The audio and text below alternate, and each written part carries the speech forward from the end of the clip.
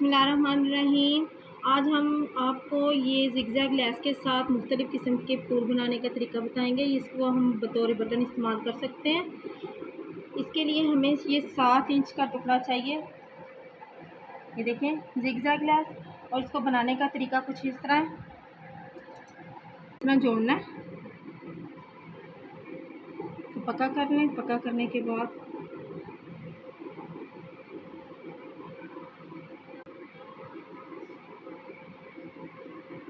ये जो सिरे हैं इसको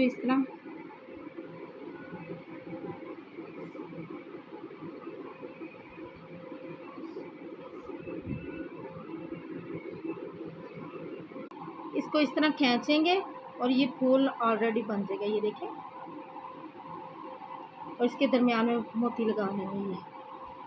ये फूल तैयार हो गया और इस तरीके से इसके अंदर मोती लगा के ये फूल बन जाएगा।